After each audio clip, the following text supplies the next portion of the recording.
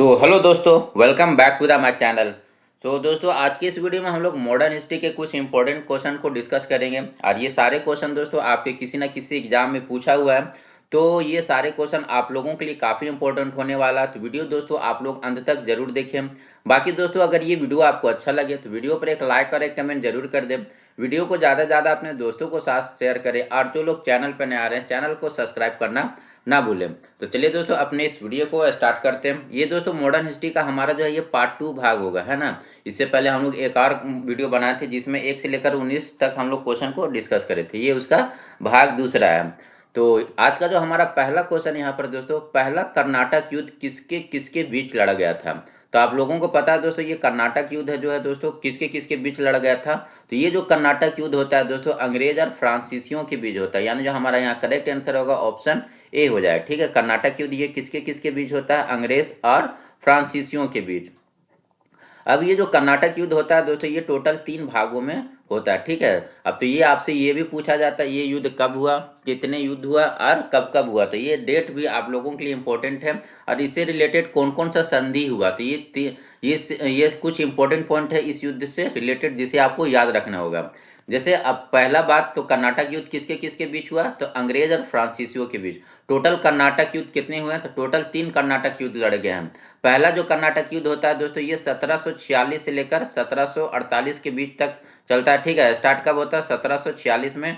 और ये युद्ध खत्म कब होता है, 1748 में। ठीक है, इसमें ये किसके किसके बीच, तो अंग्रेजी और फ्रेंच कंपनी के बीच। इस युद्ध में क्या होता है परिणाम दोस्तों, तो इस युद्ध में जो है अंग्रेजी सेना जो है, अंग्रेजी सेना या ईस्ट इंडिया कंपनी की जो सेना होती है वो हार जाती है। ठीक है, याद रखिएगा, पहले कर्नाटक युद्ध में जो है अंग्रेजी सेना हार जाती है। और इस युद्ध का जो संधि हुआ था, ये इस युद्ध के संधि को हम लोग एक्सला चैपल संधि के नाम से जानते हैं। ठीक है, इस युद्ध के समाप्ति के बाद कौन सा संधि होता है, तो एक्सला चैपल संधि। इंपॉर्टेंट है, याद रखिएगा।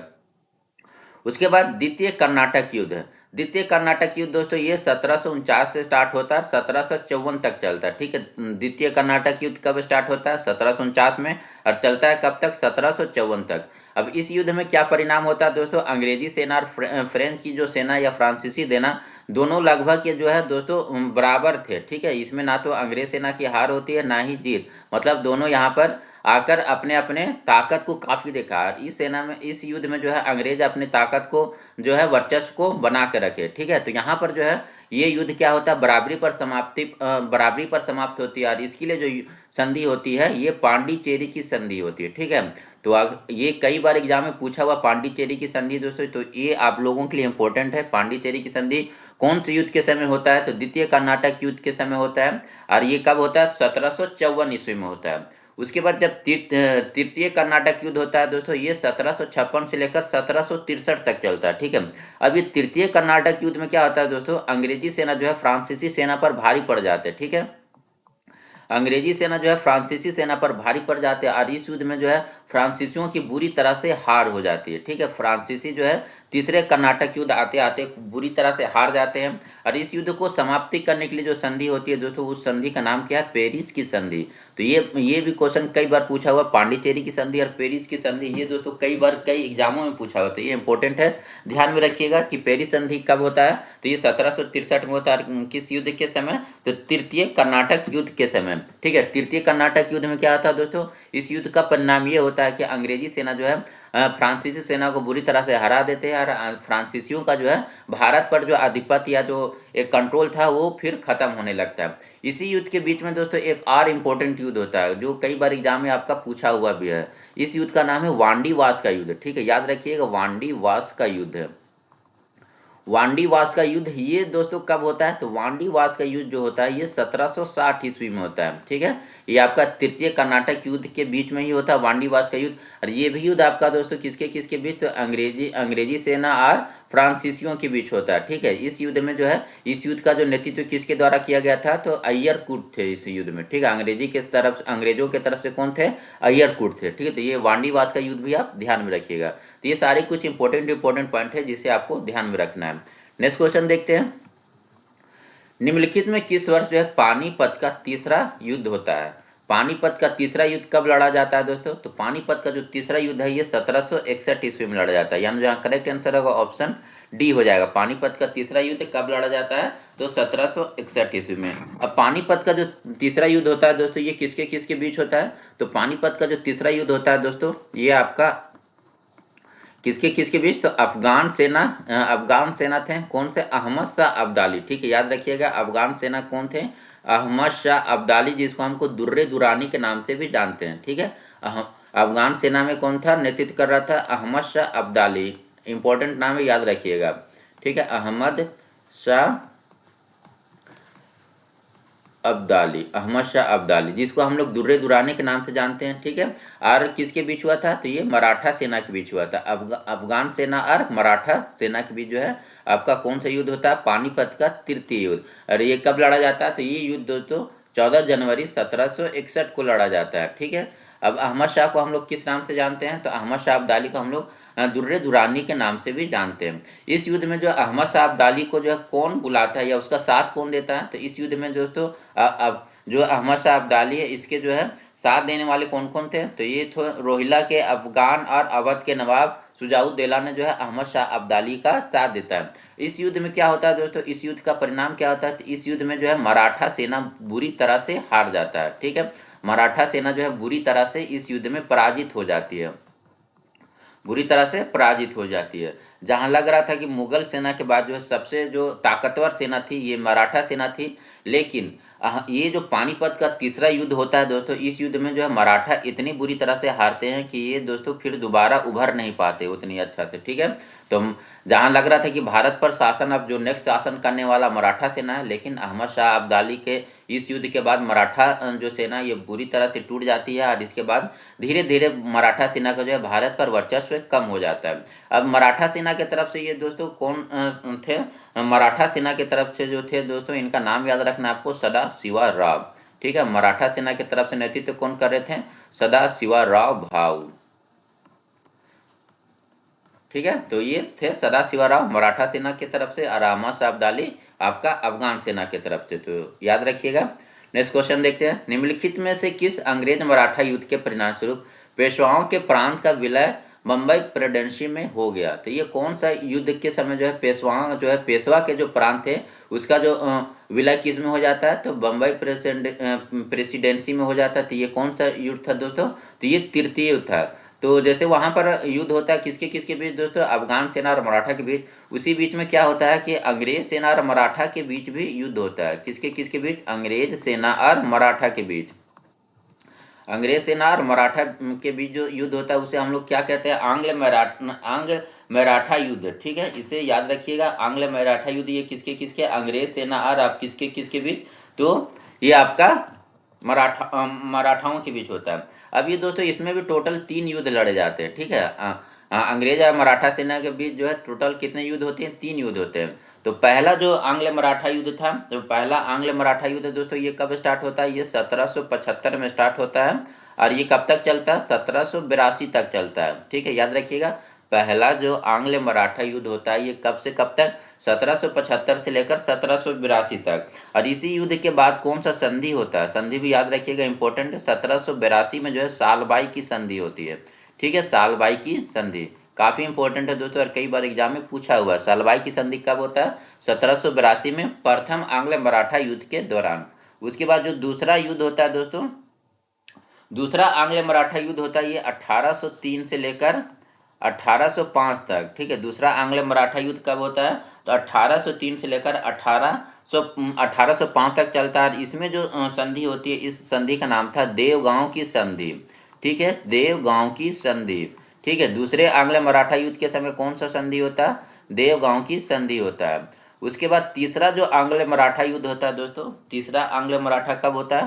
तो ये 1817 से लेकर 1819 के बीच तक चलता है। 1817 से लेकर 1819। और इसमें जो है मराठा शक्ति और पेशवा पद को जो है पूरी तरह से समाप्त कर दिया जाता है। मराठा शक्ति और पेशवा की जो शक्ति है उसको पूरी तरह से अंग्रेज समाप्त कर देते हैं। ठीक है, तो अगर आपसे पूछा जाए कि कौन से युद्ध के बाद जो है मराठा शक्ति और पेशवा शक्ति को पूरी तरह से समाप्त कर दिया जाता है, तो ये आपका तीसरा आंग्ल मराठा युद्ध था। ठीक है, तो इस पॉइंट को याद रखिएगा। अगर यहाँ पर एक क्वेश्चन और पूछा जाता है दोस्तों, सहायक संधि स्वीकार करने वाला पहला पेशवा कौन था? ठीक है, ये भी कई बार एग्जाम में पूछा हुआ, सहायक संधि स्वीकार करने वाला पहला पेशवा। तो सहायक संधि का जो स्वीकार करने वाला पहला पेशवा था दोस्तों, इनका नाम याद रखिएगा, बाजीराव द्वितीय। एक बाजीराव प्रथम थे, ये बाजीराव द्वितीय थे। तो ये इंपॉर्टेंट है, ध्यान में रखिएगा। सहायक संधि स्वीकार करने वाला पहला पेशवा कौन था? तो बाजीराव द्वितीय। अगला क्वेश्चन है, सालवाई की संधि किस वर्ष हस्ताक्षरित की जाती है? तो यह अभी मैंने बताया दोस्तों, सालवाई की संधि 1782 ईस्वी में, यानी जो करेक्ट आंसर होगा ऑप्शन डी हो जाएगा। नेक्स्ट क्वेश्चन है, निम्नलिखित में कौन सा युग में मराठा के कराधान प्रणाली से संबंधित है? तो मराठा के समय जो है दोस्तों कौन से कर चलते थे? तो मराठा के समय मेनली दो टाइप का कर था, एक चौथ कर था और दूसरा सरदेश मुखी कर था। तो यहाँ से आपको नाम से ही पता चल रहा है सरदेश मुखी कैसा कर था दोस्तों, जो अपने साम्राज्य के अंदर लगता था। ठीक है, सरदेश मुखी कर कौन सा कर था? जो अपने साम्राज्य के अंदर लगता था, उसे सरदेश मुखी कर कहते थे, और ये 1/10वां भाग होता था।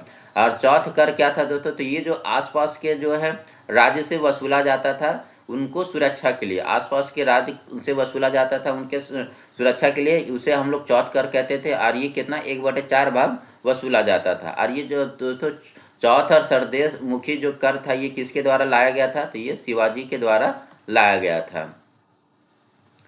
नेक्स्ट क्वेश्चन देखते हैं, किसने गुरिल्ला युद्ध के तरीकों की शुरुआत की? तो गुरिल्ला युद्ध आपको पता है दोस्तों, ये शिवाजी के द्वारा स्टार्ट किया जाता है, यानी करेक्ट आंसर होगा ऑप्शन सी हो जाएगा।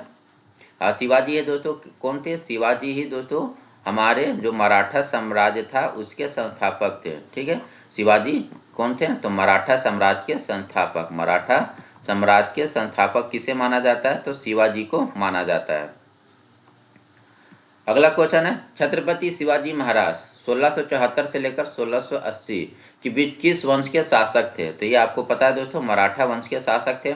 इनके बारे में छोटी मोटी कुछ और पॉइंट याद कर लीजिए, जैसे छत्रपति शिवाजी महाराज राज के शासक थे, जबकि इनका संबंध भोसले वंश से था। ठीक है, तो शिवाजी महाराज का संबंध किस वंश से था? तो भोसले वंश से था।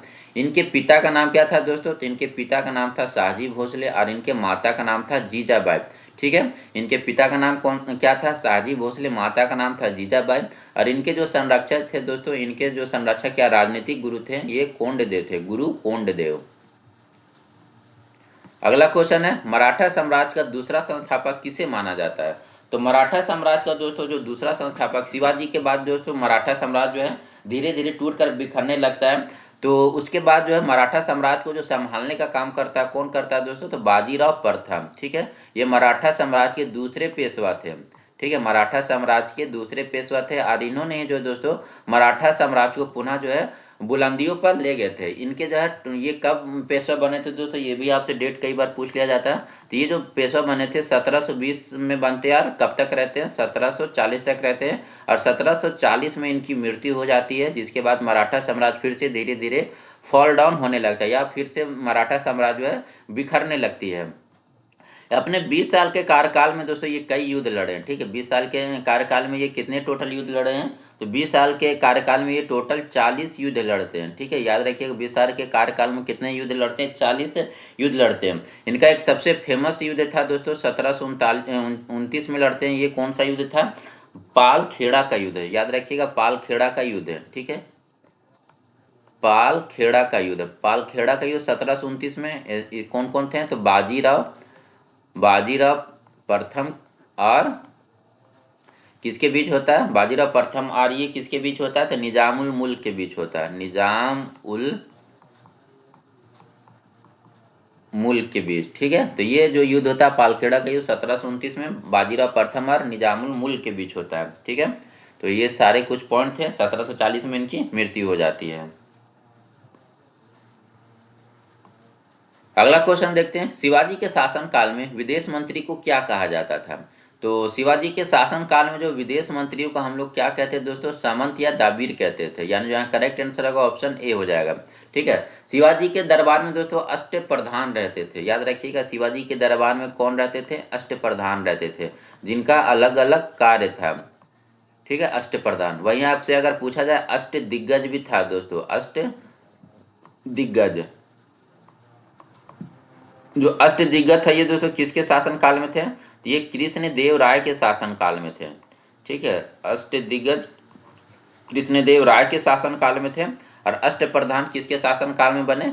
तो अष्टप्रधान जो दोस्तों ये शिवाजी के दरबार में रहते थे।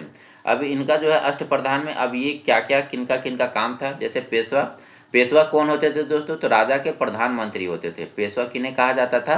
तो राजा के जो प्रधानमंत्री होते थे उन्हें हम लोग पेशवा कहते थे। वाक्यानिविश, वाक्यानिविश किन्हें कहा जाता था दोस्तों? जो दरबार के कार्यवाहियों का विवरण करते थे। ठीक है, वाक्यानिविश किन्हें कहा जाता था? दरबार के कार्यवाहियों का विवरण करने वाले को हम लोग क्या कहते हैं? वाक्यानिविश कहते हैं। नेक्स्ट है आमत्य। आमत्य किसे कहा जाता था? जो वित्त या राजस्व मंत्री होते थे। ये इंपॉर्टेंट है दोस्तों, ये कई बार एग्जाम में पूछा हुआ है। आमत्य कौन होते थे? जो वित्त या राजस्व मंत्री का को हम लोग क्या कहते थे? आमत्य कहते थे। शुरू निवेश, शुरू निवेश क्या थे? तो राजकोष के पत्र व्यवहार देखने वाले थे। शुरू निवेश कौन थे? शुरू निवेश ये राजकोषीय पत्र व्यवहार को देखने वाले थे। सामंत किन्हें कहा जाता था दोस्तों? तो विदेश मंत्री को। ये भी इंपॉर्टेंट है दोस्तों, कई बार पूछा हुआ है। सरे नौबत ये भी दोस्तों इंपॉर्टेंट है, पूछा हुआ है। सरे नौबत कौन थे? तो सेनापति थे। सेनापति या सेना मंत्री संगठन रसदकार को देखने वाले को हम लोग क्या कहते थे? सर ए नौबत। उसके बाद क्या थे, क्या कौन आते थे? सदर या पंडित राव, ये धार्मिक अनुदान विभाग का मुखिया होते थे। सदर या पंडित राव कौन होते थे? तो धार्मिक कार्यों को देख रेख करने वाले को क्या कहा जाता था? सदर राव। और न्यायाधीश तो जो राजा के बाद समस्त दीवानी या फौजदारी मामले को देखता था उसे हम लोग न्यायाधीश कहते थे। तो ये जो है दोस्तों आठों के बारे में आप एक बार ध्यान में रखिएगा, जिसमें सबसे आपका इंपॉर्टेंट है पेशवा, आमत्य, उसके बाद सुमंत और सरे नौबत। ये चारों आप जरूर ध्यान में रखेंगे। नेक्स्ट क्वेश्चन है, टीपू सुल्तान के शासन के दौरान निम्नलिखित विकल्पों में से राजधानी कौन सी थी? तो टीपू सुल्तान जब दोस्तों शासक बनता है तो ये कौन सा दोस्तों ये अपनी राजधानी कहाँ करते हैं? तो टीपू सुल्तान जो है शासक बनने के बाद अपनी जो राजधानी करते हैं ये श्रीरंगपट्टनम में करते हैं। ठीक है, टीपू सुल्तान कहाँ के शासक थे दोस्तों? तो ये मैसूर के शासक थे। इनकी राजधानी कहाँ थी? श्रीरंगपट्टनम थी। टीपू सुल्तान किसके बेटे थे? तो ये हैदर अली के बेटे थे। ठीक है, टीपू सुल्तान को मैसूर का बाग कहा जाता है। ये भी कई बार एग्जाम में पूछा हुआ है। ठीक है, मैसूर का बाग किसे कहा जाता है? टीपू सुल्तान को कहा जाता है। इनका शासन 1782 से लेकर 1799 में 99 तक रहता है। और इसके बाद टीपू सुल्तान के साथ अंग्रेजों का जो संधि होता है 1792 में श्रीरंगपट्टनम की संधि। अब यहाँ पर ये थोड़ा सा जान लीजिए दोस्तों, ये जो मैसूर था अंग्रेज सबके साथ युद्ध लड़े थे, तो मैसूर के साथ भी जो है अंग्रेजों का टोटल जो है युद्ध होता है 3। ठीक है, मैसूर के साथ अंग्रेजों का युद्ध होता है कितना? 3, जिसे हम लोग आंग्ल मैसूर युद्ध के नाम से जानते हैं। ठीक है, तो आपसे पूछा जाए आंग्ल मैसूर युद्ध ये किसके किसके बीच होता है? तो आंग्ल मैसूर युद्ध जो है अंग्रेज और मैसूर सेनाओं के बीच होता है। अब देखिए दोस्तों ये कब कब होता है और इसके बीच में कौन कौन सा संधि होता है, ये आप लोगों के लिए इंपॉर्टेंट है, जिसे आपको ध्यान में रखना है। जैसे आपसे पूछा जाए पहला आंग्ल मैसूर युद्ध है, पहला आंग्ल मैसूर युद्ध ये कब होता है दोस्तों? मैसूर युद्ध, पहला आंग्ल मैसूर युद्ध है। तो ये युद्ध होता है दोस्तों 1767 से लेकर 1769 तक, 2 साल तक चलता है। और इसमें जो है हैदर अली नेतृत्व करते हैं। ठीक है, हैदर अली नेतृत्व करते हैं। ठीक है, अब इस युद्ध में क्या होता है दोस्तों? इस युद्ध में जो है मैसूर की सेना जीत जाती है। ठीक है, इस युद्ध में क्या होता है? मैसूर की सेना जीत जाती है। और जीतने के बाद कौन सा संधि होता है ये इंपॉर्टेंट है, तो मद्रास की संधि होती है। ठीक है, तो पहला आंग्ल मैसूर युद्ध से कौन सा संधि होता है? तो मद्रास की संधि होती है पहले आंग्ल मैसूर युद्ध के समय। ठीक है, मद्रास की संधि 1767 में जब युद्ध खत्म होता है। ठीक है, तो ये पॉइंट को नोट डाउन कर लीजिएगा। उसके बाद होता है दोस्तों दूसरा आंग्ल मैसूर युद्ध है। दूसरा जो आंग्ल मैसूर युद्ध होता है ये 1780 से लेकर 1784 के बीच होता है। ठीक है, दूसरा आंग्ल मैसूर युद्ध कब होता है? 1780 से लेकर 1784। इस युद्ध में क्या होता है? बीच में दोस्तों हैदर अली की मृत्यु हो जाती है और उसके बाद जो है इसके बेटा जो है टीपू सुल्तान जो है ये युद्ध का नेतृत्व करने लगता है। ठीक है, तो ये युद्ध बराबरी पर समाप्ति होता है। इसमें ना अंग्रेज सेना की हार होती है ना ही मैसूर सेना की। ठीक है, तो ये इस युद्ध के बीच फिर कौन सा संधि होती है? तो मैंगलोर की संधि होती है। ठीक है, ये संधि आपको जरूर याद रखना है, मैंगलोर की संधि। मैंगलोर की संधि 1784 ईस्वी में। ठीक है, मैंगलोर की संधि कब होती है? 1784 ईस्वी में। उसके बाद दोस्तों तीसरा आंग्ल मैसूर युद्ध है। तीसरा आंग्ल मैसूर युद्ध कब होता है? तो ये 1790 से लेकर 1792 ईस्वी तक चलता है। और इस युद्ध में नेतृत्व कौन करते हैं दोस्तों? तो इस युद्ध का जो नेतृत्व करते हैं टीपू सुल्तान करते हैं। इस युद्ध में जो है टीपू सुल्तान की सेना दोस्तों अंग्रेजों से बुरी तरह से हार जाती है ना। इस युद्ध में जो है अंग्रेजों की जो सेना है टीपू सुल्तान की सेना को बुरी तरह से हरा देती है। और उसके बाद कौन सा संधि होता है? तो इसके बाद जो संधि होता है ये श्रीरंगपट्टनम की संधि होता है। यहाँ लिखा हुआ श्रीरंगपट्टनम की संधि कौन से युद्ध के बाद होता है? तो तीसरा आंग्ल मैसूर युद्ध के बाद होता है आपका श्रीरंगपट्टनम की संधि। उसके बाद चौथा आंग्ल मैसूर युद्ध होता है ये आपका 1799 ईस्वी में। ठीक है, चौथा आंग्ल मैसूर युद्ध ये कब होता है दोस्तों? तो 1799 ईस्वी में। और इस युद्ध में क्या होता है दोस्तों? टीपू सुल्तान जो है फाइनली अंग्रेजी सेना के हाथों मारा जाता है। टीपू सुल्तान मारा जाता है अंग्रेजी सेना के हाथों। तो ये याद रखिएगा। यहाँ पर हमारा दोस्तों ये 10 क्वेश्चन का डिस्कशन खत्म हो गया। तो आप लोगों को ये दोस्तों वीडियो कैसा लगा? वीडियो पर एक लाइक और एक कमेंट जरूर करके बताएं। बाकी दोस्तों वीडियो अच्छा लगा हो तो वीडियो को लाइक कर दें। Thank you for watching this video.